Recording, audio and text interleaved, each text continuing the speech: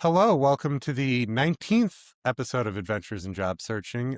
Hitting the road again like we did for the NFL episode, but not quite as exciting this time. I'm in a hotel room in Kansas. So happy to have Aaron Hayes joining us. So my name is Drew Styling. I've done this for a couple months now. Like, follow, subscribe, all that stuff on YouTube, Spotify, all that. But this is really just a place for job seekers to share what they're experiencing. In simplest terms, that's what we're here for. I'm the podcast you never want to be invited on. So the person with that dubious distinction today is Aaron Hayes, joining us from the St. Louis area. So Aaron, can you tell us a bit about what your work background is and how you ended up on this show? Yeah, sure. Yeah, thanks for having me on. I think I'll start with uh my early half of my career was mainly around software engineering, mainly around Microsoft stack. So I did a lot Hmm. of .NET and uh C sharp engineering, and then it kind of evolved into more of a leadership role where I did a lot Hmm. of leadership around infrastructure, like cloud infrastructure, and around database administration and data analytics leadership. Um, Okay. and like kind of that's where I've lived probably the last 6 or 7 years of my career has been around more of a data analytics, data administration perspective, but kind of did a full gamut of software engineering, help desk, service desk management, asset management, and then kind of evolved into database administration and data analytics. Hmm. So, looking back, kind of high school, did you have a sense that you wanted to get into software engineering? Was that kind of clear when you were Oh 15, man, 16? yeah, I have loved computers in general, even before high school. I think Okay. my friends and I would I think one of my friends, his parents bought him a computer when he was probably 10 or 11 years old. And we started playing Wolfenstein 3D and Doom on his computer. And I fell in love with it right away. And I think when we had to start troubleshooting Hmm. why games would work or wouldn't work. I think I just kind of just loved all of that, during that period. And then when we would have to play against each other on our own computers, when I finally got my own computer, then we would, when we had to start troubleshooting all of those different things, Right. I think I just kind of fell into that space and just really enjoyed everything around computers at the time. And then it kind of, led me to my first role in like a help desk kind of role Yeah. when I was at AT&T. Yeah. Okay. So do you remember the time, maybe high school or something, when you designed like the first program that you were really proud of? Is there a specific memory of that first thing you're like, I built this and this is a awesome feeling? Yeah, no, that's a good question. I think it was actually while I was at AT&T. I was 19 years Hmm. old. It was right out of high school. I Hmm.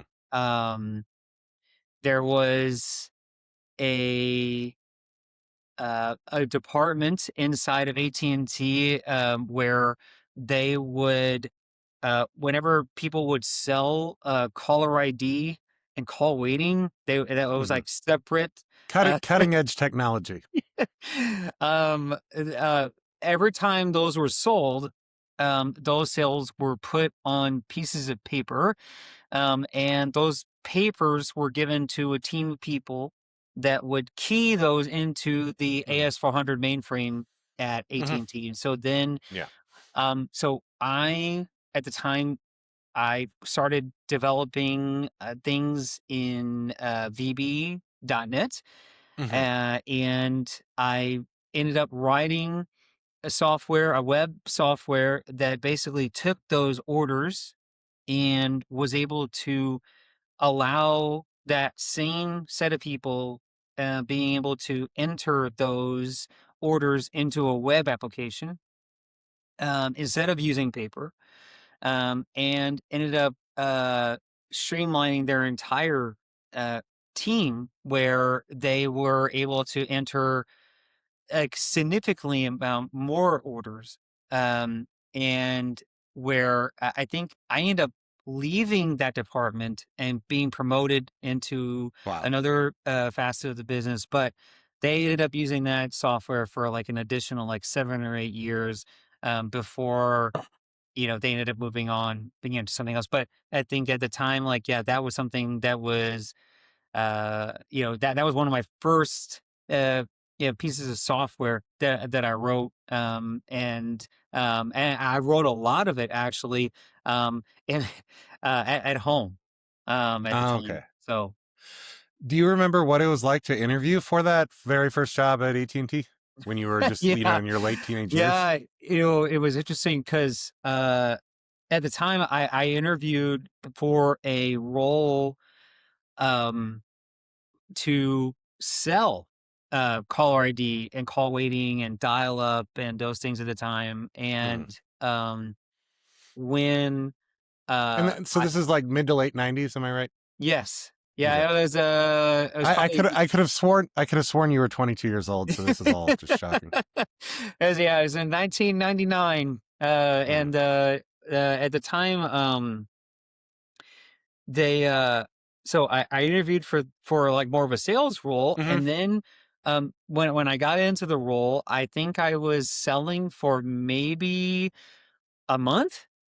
Mhm. And my management had come to find out that most of my sales interactions ended up being me just ended up giving people free dial up because I Yeah. was terrible at sales. But they ended up finding out that I was really good at helping my peers Right. with technical support.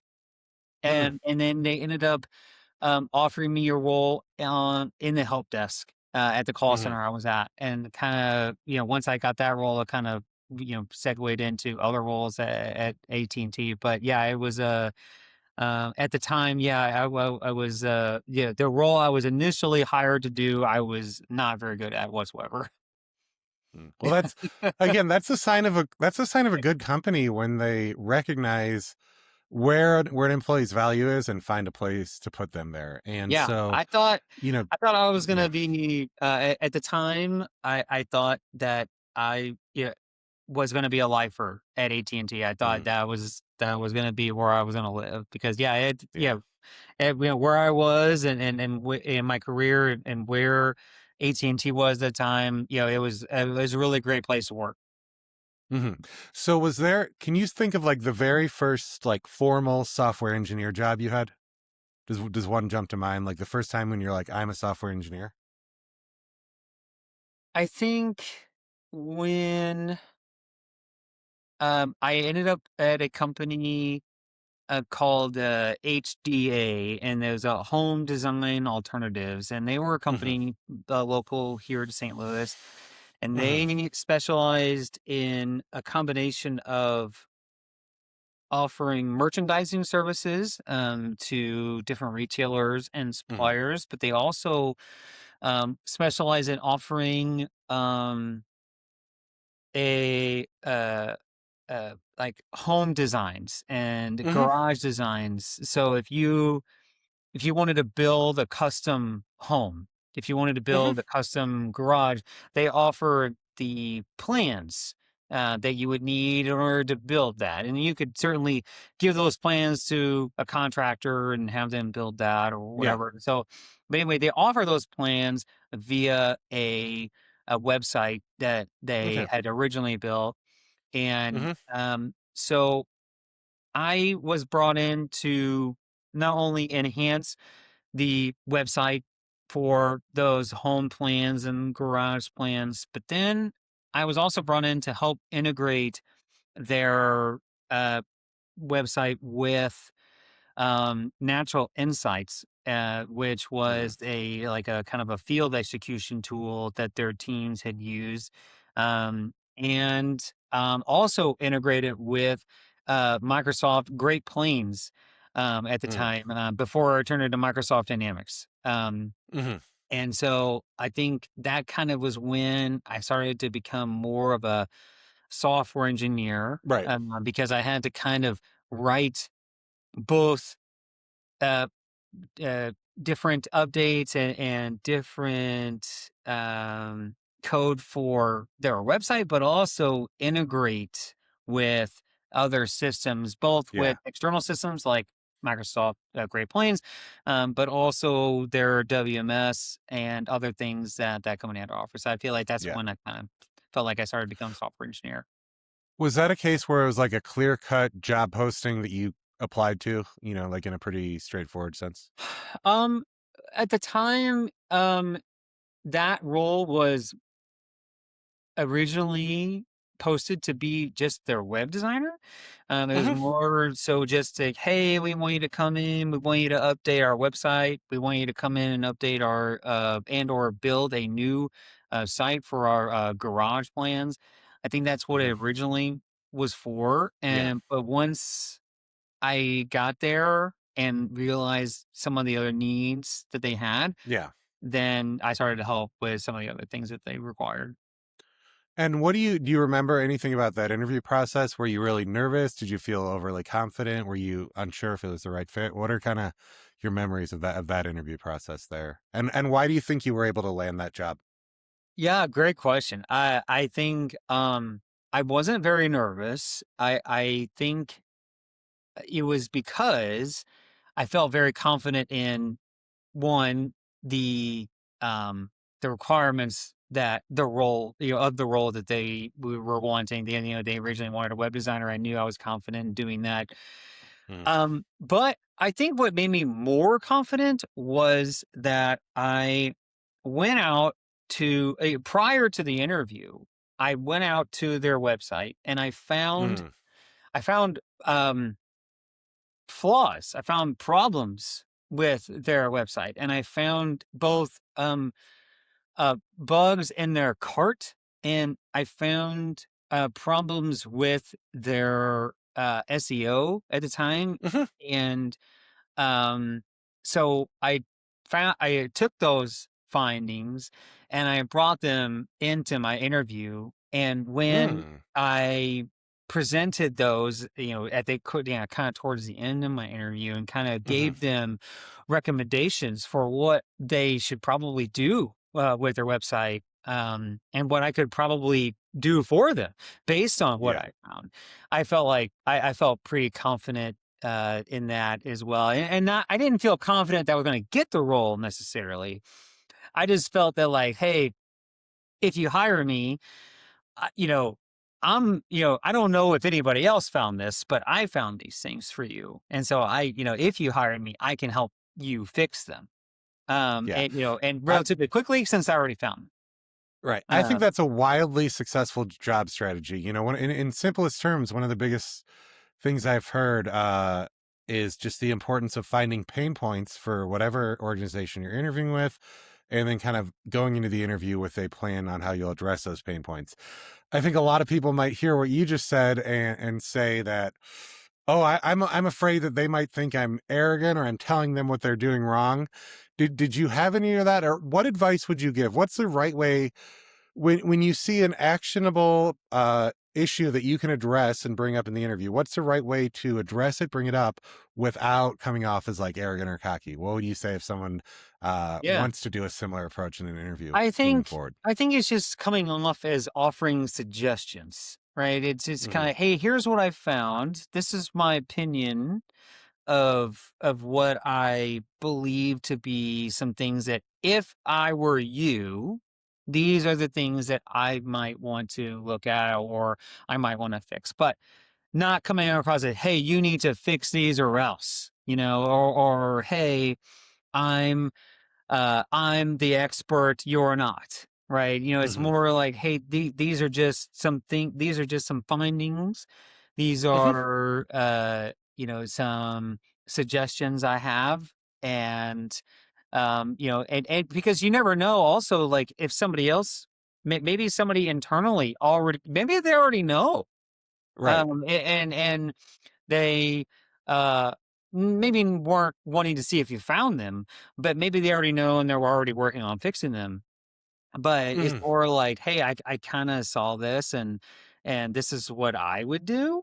And maybe just by you simply offering suggestions, Yeah. your suggestions maybe are something that the internal folks haven't suggested yet. So Mhm. I think that would be my advice is just Yeah. come in and offer your suggestions anyway.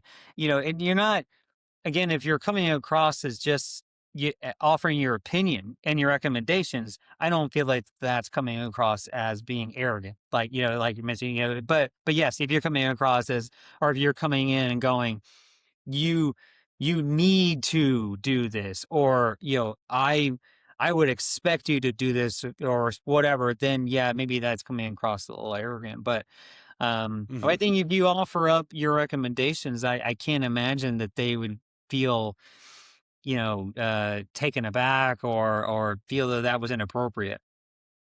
That's wonderful. And as you were saying that, one thing that came to mind is sort of like you said, they might already be aware. So begin with just a very gentle nudge of, oh, I noticed that I wasn't able to modify the color of my t-shirt when I was trying to do the checkout.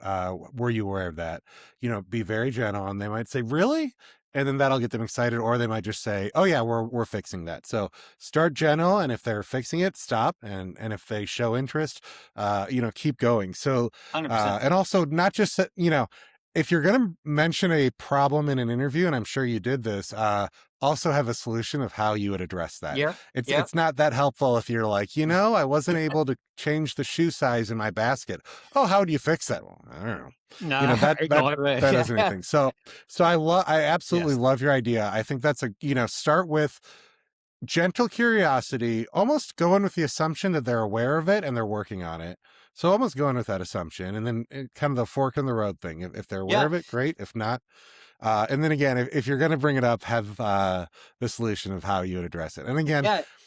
And even if, the and even companies if, want companies want to make sure that you've looked into the what they're about and how they're doing, what their operations are, the news, all those things. Like, uh, do your best to be an expert on the company before you show up in that interview. And that seems like a case you absolutely did that there. yep.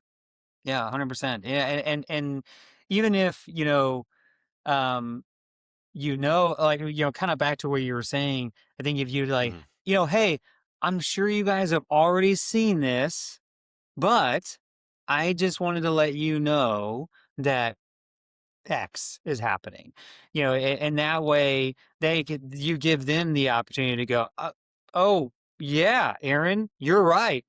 Yep, sure did. We already know about that. Or I mean, they would also say, nope, you're right, Aaron. We didn't even know about that. Thanks for bringing that to our attention, right? So, but you're giving them also the opportunity to kind of, you know, do one or the other, based on, that kind of thing too. Again, you're not coming across as arrogant, but I think that that could be another option too. Yeah. One thing I think is so important that I really try to push here is the importance of thinking, is this a place, is this an organization, a company, a role, a manager that I would be happy with? Not just taking the first thing at the offer. What if you've done interviewing in your career, what are some signs that either something is or isn't the right fit for you? Was there ever time when you were really excited for an opportunity, and then once you started meeting with the people or hearing more about it, you realized, no, no. So Yeah. what's the things that the job seeker should be looking for as they're interviewing? I think it kind of, for one, obviously, it kind of depends on the entry level that you're looking to get hired in. Mhm. But I think if you're in any kind of leadership role, I think one of the red flags for me is if I'm in an interview and I realize that there are many layers of management above me Yeah. where I'm going to have to have 7 layers of approval, kind of like the whole, Office Space. I have like 8 different Of course, I mean, I was thinking of Bill. I was thinking of Bill Lumberg. I was thinking So of Bill Lumberg it's TPS, of course. immediately like, if I'm not going to be a trusted employee where I'm going to have to be micromanaged, or if I'm going to have a lot of layers of approvals, then that's going to be something where, yeah, it's, that's going to be a huge, you know, red flag for me. I think, that'll be one big thing.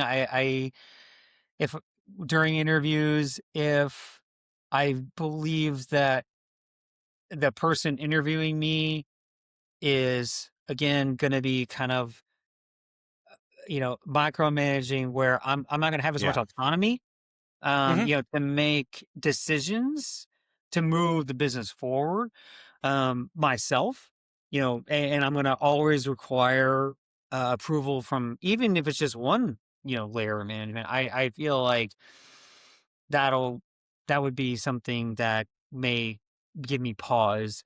I don't know if it would necessarily like make me go, no, I don't want to work here, but I think it would, those kinds of things where, if you're wanting to put me in a leadership position, Hmm. don't, um, you're hiring me because you want me to tell you what to do, Right. right? You're not hiring me to tell me what to do, right? That's Hmm. my kind Right. of philosophy, right?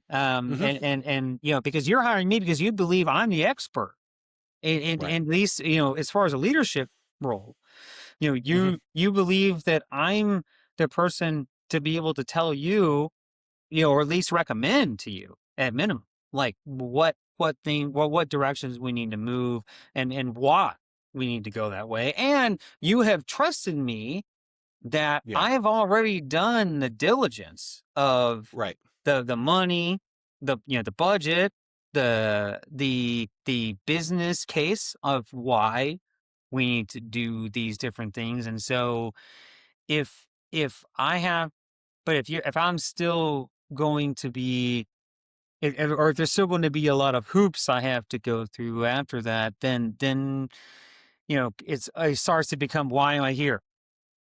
Hmm. And so, like, that starts to be kind of my thought process, depending on the kind of questions they're being asked in the interview. Hmm. You talked, about that really successful interview you had with the home design company, and how you think they like the ideas you brought to the table.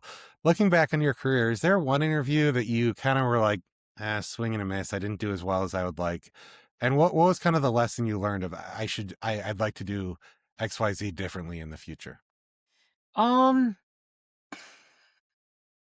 I don't, m- most of my, and Or, this is or a, or maybe even differently, what have you learned about interviewing that you know now that you maybe didn't know I 20 know, years ago? yeah, yeah, I think, um, one big thing is, yeah, like you mentioned earlier, it kind of, and as I mentioned too, like, I think understanding more about the business, Hmm. I think, having questions, Mm. at the end of the interview, right? That the whole, I would hope Do you have that, any questions for do us? you Yeah. have any questions for us, right? Then, my whole thing is like, do you guys have like another 30 minutes? Because I've got all kinds of questions for you, right? Right. And, when But I and was, this is potentially the next several years of your life, several, 1,000 hours of work. It's very, like, you should have a lot of questions. absolutely, and then, when I was, in software engineering, the questions were obviously different. So questions for me at that time were things like, am I going to have a decent computer to work with? Am I going to have software licenses for the kind of Mhm. software I need to use? Right. Do I have licensing for like different training websites like Pool Site or some other sites that let me kind of broaden, my Yeah. knowledge, right? When I have that, and not that those are deal breakers, but it's just good to know, right? Yeah. Going into that business or um so and then later in my career, my questions would be around, autonomy and flexibility and, what kind of budget do I have?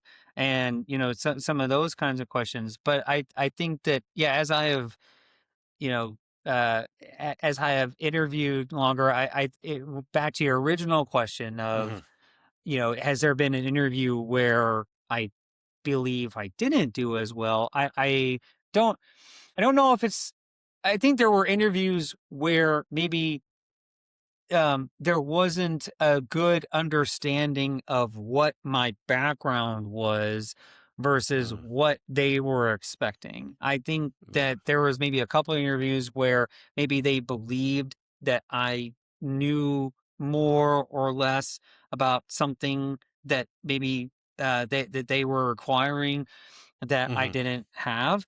And I think in today's age, maybe that's not as, and I won't say not as possible, but I think that's less likely. But I think, there's certainly, um, my experience there was like just wanting to make sure that I'm not wasting anybody's time. Like, Right. that I Including your and own. coming in the interview where I believe that I'm a fit for this role, and I didn't just go and apply for things Hmm. and hope that I get an interview. It's more like, hey, no, yep, I 100% believe I can do this role, and I don't want to waste your time, and I do, definitely don't want you to waste mine.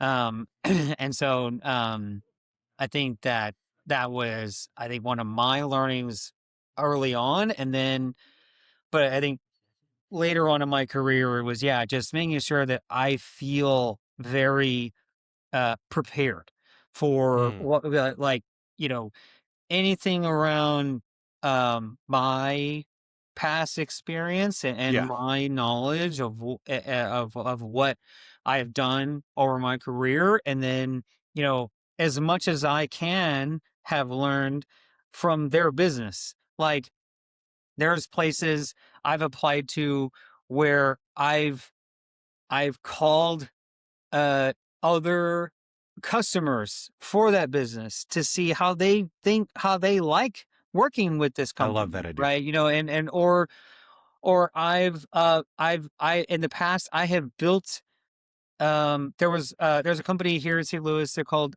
Medical Transportation Management, and Hmm. they um it was a really interesting business model, but they before Uber, they Right. were, and actually, I don't even know because I don't even know if I could say that. I think so. This company would manage the logistics of the people that were working for them, where they would have vehicles that were properly uh, configured to transport people that needed to go to dialysis or needed Hmm. to go to their doctor or whatever, but they needed special, for the Hmm. things and configurations in the vehicle to make sure they could Hmm. get from point A to B. And so MTM managed where all those people were and making sure they can Right. get to everybody they needed to. And so at the time, when I was interviewing with them, I had built a web kind of dashboard for them to kind Hmm. of understand, like where their people were, like a map of kind of where all their people were, and maybe like some metrics on, hey, how often that people were getting to their destination on time, and how often they weren't, right? And so, like, I almost knew nothing else about their business, but I kind of knew what they did, and so I just presented that in my interview, and they were like, "Wow, we never had a person come in here and kind of, present something that, what was like this." And it doesn't have to be perfect. It doesn't have to be aligned directly with what they do. It's just simply the fact that you had the initiative to go and do something that was, aligned with mostly with their business, and the fact you showed that. I feel like that Right. something that maybe might set you apart from other people that are interviewing, during that period. And, and again, you don't have to spend a whole lot of time on it.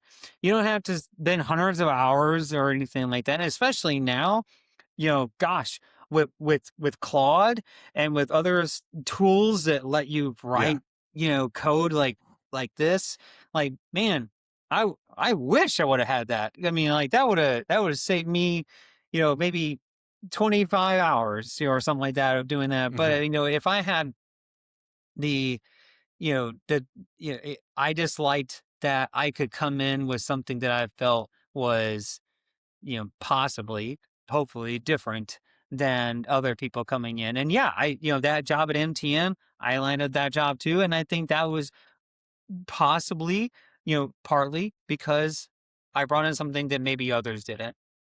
Yeah, and in this current round of, I love to hear that, set you apart, so important. In this current round of job searching, in addition to, a 3-page Word document, I send in a file that is a Word document and like a 6-slide PowerPoint of here's visually what I accomplished in my last role. And I've gotten so many compliments from it because these companies are so used to just, opening a file that's just words, words, words. And then all of a sudden they open mine and it's words. Yeah. And then at the back half, it's pictures, visual demonstrations of what I was able to accomplish. And I think a lot of people really like that because, again, it's visually bringing to the table. They read so many words that if you can do a dashboard like you did, or some really cool PowerPoint graphics, something like that, Yeah. that shows things visually, that's going to set you apart. So that's one piece of advice I think both of us would strongly recommend. You talked a little bit about, how interviewing changed as you went from kind of a doer to a leader. What was the biggest surprise about what was being asked of you as you moved into more from engineering roles to more leadership management roles? What was the biggest surprise, and how did you have to adjust how you responded in the interviews? Um, I think when it came to things around strategy, like, how did Mm, you, when you're in an interview, if they start asking you questions around, how did you adjust your philosophy to the current company strategy of, mhm. the current year's, forecast of, we want to do we want to do these things with this much budget, and Yeah. how are you going to um manage the, and let's say you have a team of, 25 people, Right. how are you going to shift their priorities to this, right? Right. These kind of philosophical kind of questions that, very theoretical, that were not, that are difficult to truly have a, like, 100% correct answer on, right? They're just Yeah. they're wanting to see how you think. Hmm. And I think that was somewhat of an adjustment to, from being just a doer, Hmm. and understanding, kind of how to align your, or, well, for one, if you are a doer, how do you transition to not being a doer? Yeah. And which is difficult because, if you, especially if you're an engineer, right? You want to come in and you just want to fix it. Like, oh man, I know exactly what to do, and I'm just going to write it for you. I'm going to do it. Yeah. I'm going to do it all right now. And versus coming in and going, well, here's how I think maybe we should do this. And I feel like these other folks should do this, not me, because I don't want to support it anymore. And or also thinking about how much of a business impact is this going to make? Because, Yeah. are these other things that the business wants that have a larger impact that I need to work on versus, Hmm. working on something or attacking something that somebody wants right now. So I feel like that um, was an adjustment as Right. well. But yeah, yeah, these during an interview, I feel like yeah, when they start asking more theoretical, kind of philosophical questions around how you think, Hmm. that is where I felt like at first that was, you know, when you have to think on your feet like that, when you're not, Right. because you can't really kind of prepare for that kind of question. You can't, because it wasn't something you've done in your past, right? Or meaning it wasn't a situation necessarily, Right. right? It wasn't a, the company wanted this, I did this, here's the outcome. It's more like, hey, how Hmm. would you act if this happened? Or Oh, okay. if we asked you to do this, what what are your thoughts? Hmm. Hmm. And stuff like that. Like that was has been an adjustment. And, Yeah. in more leadership roles. Am I correct that as you've moved into leadership roles, you've interviewed people for job openings? Yes. So and that's, I think paradoxically, a lot of the people that are, listening to this show and job searching right now are going to be hired into jobs where almost right away they're going to be expected to interview and hire people. So, what are the lessons you've learned over the course of your career about uh, being great at job searching from the hiring manager perspective? What's been that learning curve? What knowledge has surprised you that you maybe didn't know when you first started interviewing people and now you're aware of? I think at first, I think when I first started hiring people, it was mostly around um, engineering and database administration. And when I was Mm, doing that, I think my the most critical thing that I did that I wanted to do was um, ensuring that they knew what they were talking about. And mhm, so, like, my biggest thing was giving folks knowledge tests. And mm, so whether okay, and there's so many different platforms that you can use out there for that. But I mhm, feel like when it came to software engineering, there were tests for that, and then for database stuff, there were tests for that, and the tests were extremely hard. And mm, it wasn't I didn't make them hard just to make them hard. I made them right, hard so that I understood how they would think. And hmm, if there were 50 questions, I didn't expect them to answer all 50. I just right, wanted to know how they answered the whatever questions they did answer.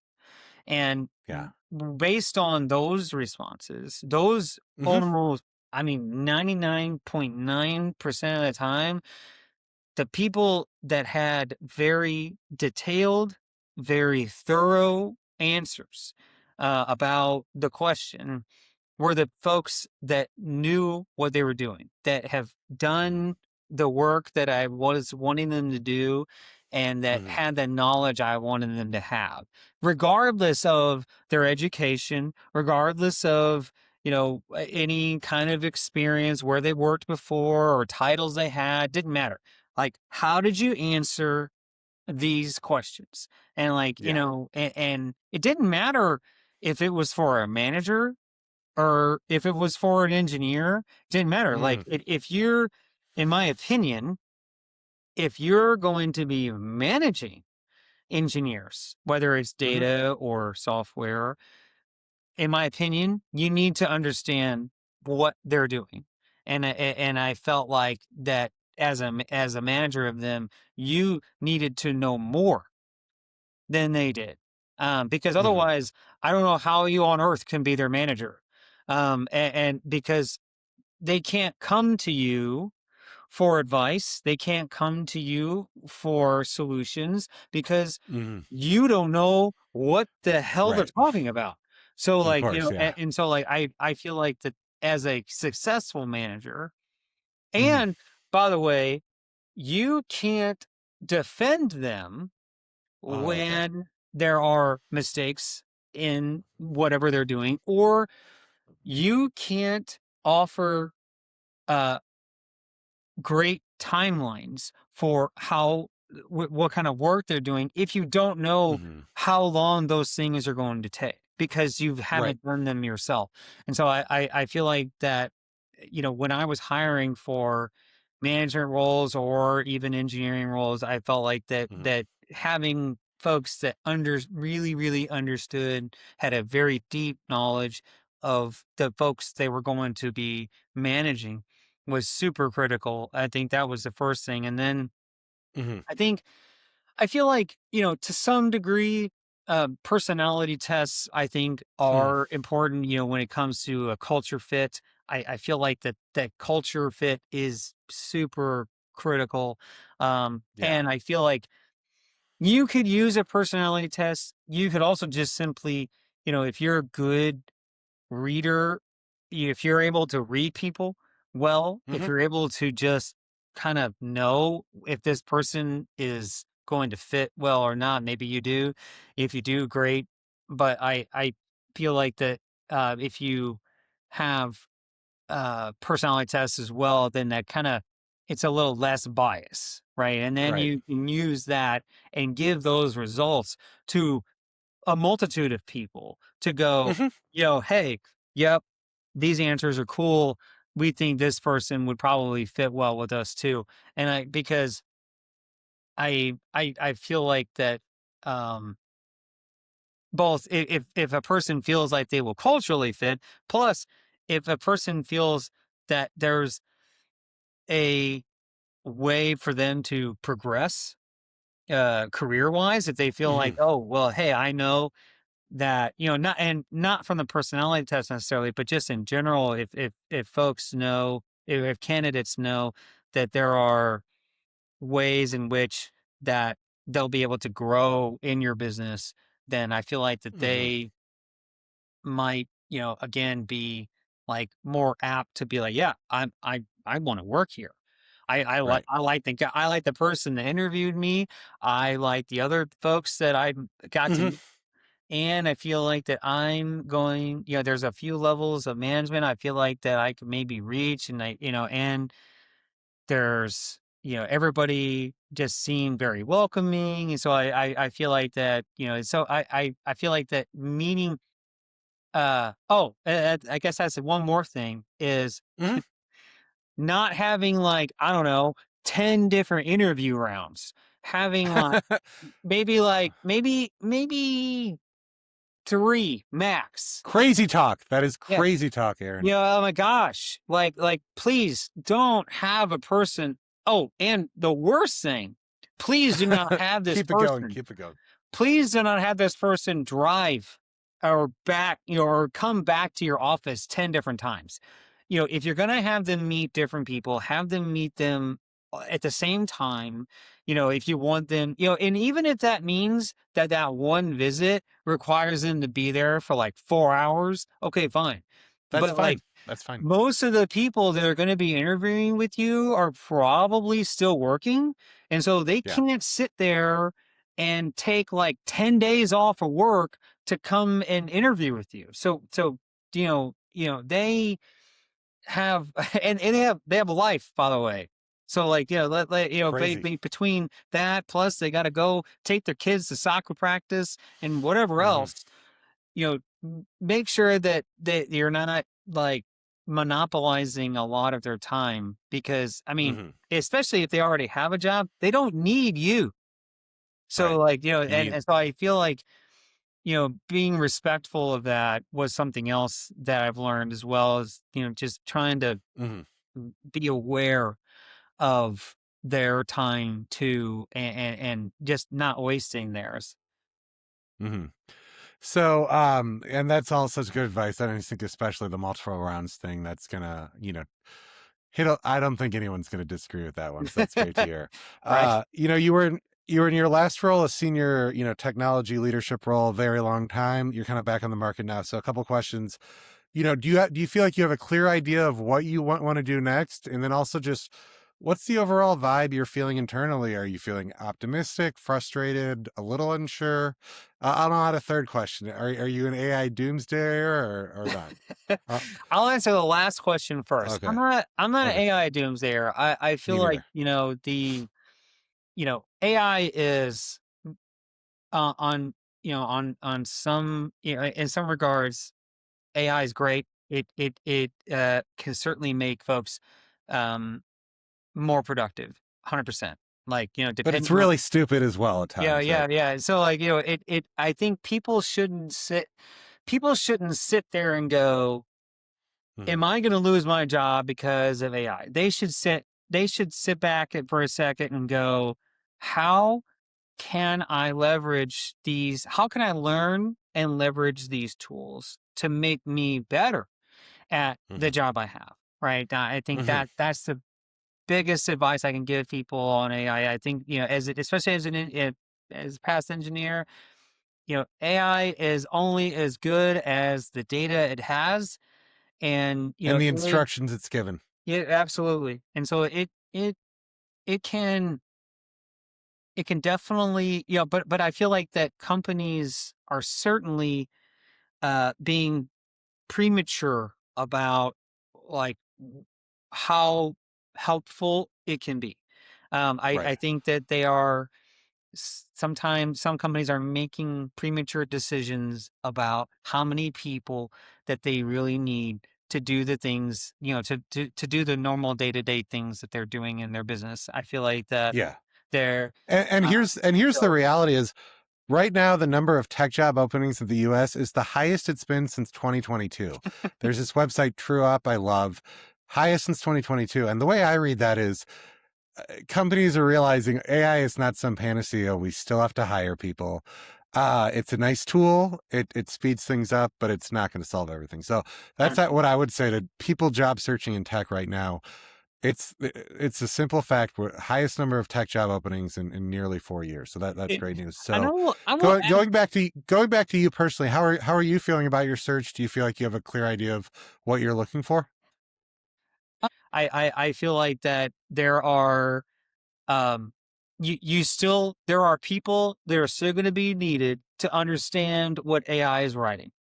So I just want to throw that out there that, like, it's not going to fully replace software engineers anytime soon. Yeah. So that'd be my last thing. But yeah, the Just how question are was you about feeling my about your job. own job search right now? Yeah.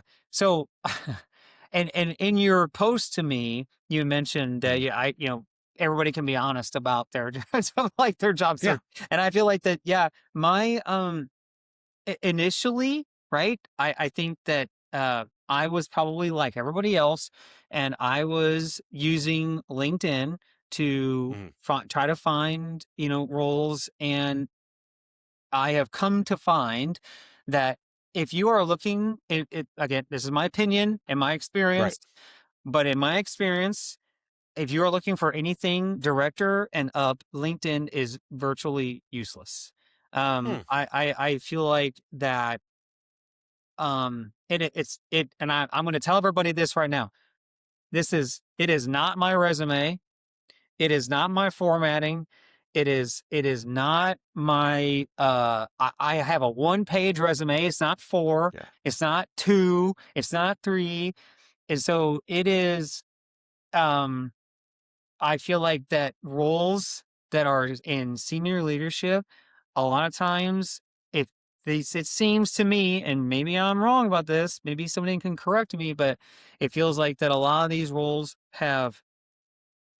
they are either already filled, they are being posted as a formality because Mm. they already have a person in mind already, or they uh, have simply forgotten to take it down. And so, like, Right. I don't, at least in my experience, a lot of the submissions I have made, I have been 100% ghosted. And I have Yeah. probably, and now granted, like, I'm sure there are folks out there who have applied to 700 positions, or Yeah. whatever, and no, I haven't done that. I Yeah. probably applied to 50 But do roles. you feel like have you met You know, some cool people that have helped you in the job search over the last month? I have I've like found more so local recruitment firms that have seen my posts, and maybe, or maybe even I've worked with in the past, that Hmm. have reached out to me and just been wanting to help me find a role.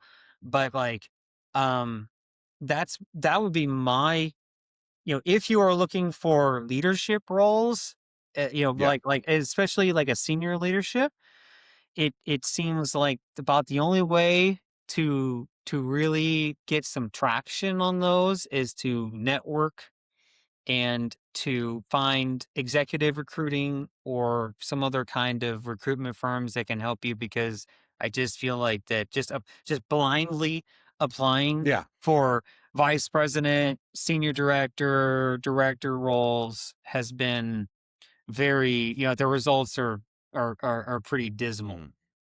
Yeah. And Do you feel that's like my. if you had to give yourself a grade, do you feel like you're doing a good job of that networking and connecting with the right people? I'll be honest. I feel like I feel like I would give myself a a B minus right now. I had a great job I liked, so I didn't feel like that was necessary. And I feel like my advice to folks now is like, yeah, definitely try to pay more attention to your network. Do maybe post more on LinkedIn. Or interact more on LinkedIn, making sure you're kind of staying in Hmm. touch with your network, and don't just use them when you need something. Right? Try Right. to Always make be giving sure back. that you're kind of doing a give and take kind of thing, because I think that I was guilty of that, and I think that's coming back to bite me a little bit. And not to say that people are going, you know, screw you, Aaron, we're not going to help you.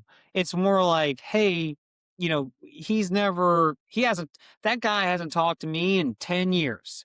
Like, and now all of a sudden he wants my help, and so like, and not to say they don't want to help. It's just, you if you haven't really kept in touch with the folks that are in your network, that may end up, they may not just be as, you may not be as much of a priority. And I've, other folks have said this, nobody cares as much about your career as you. Yeah. So yeah, That's so true. and I feel like it is so true. And I feel like that, being in, you know being in the position I'm in now, being forced, to look for a role I haven't had to look for anything in more than 12 years. Yeah, it's definitely inconvenient. Yeah. But I know a lot of other people are in the same boat. Awesome. So final, and that's such a helpful answer. I love the honesty there. Final question. Imagine I'm the hiring manager for your dream job. What's what's your elevator pitch? Why do you make a great candidate if this is your dream job? For one, I feel like I have done a lot of homework on your business before. And so then my elevator pitch is going to be that when I come in on day one, I'm going to be able to help you. And so like I'm going to be able to come in and to kind of already understand what Hmm. your business does, what they need, and I'm going to be Hmm. able to do better than Right. my predecessor. Whoever was in this role before, I'm gonna be able to come in and offer my expertise and help fast. And that's usually my pitch, is that I'm just simply, it's not going to take me, I'm not going to have this large ramp up period. You're going to be able, Hmm. hiring me is almost going to be a non event. I mean, as far as Hmm. like somebody missing, you're going to put me in here and it's almost going to be like nobody ever left. So, Right. yeah, Right. Right. that's my thing. That is awesome. Well, Aaron, thank you so much for your time. I really appreciate it. Oh, yeah, thank you, man. I appreciate it. I'm glad to be here. Thanks for inviting me. Awesome. Have a good day. You too. See ya. Yeah.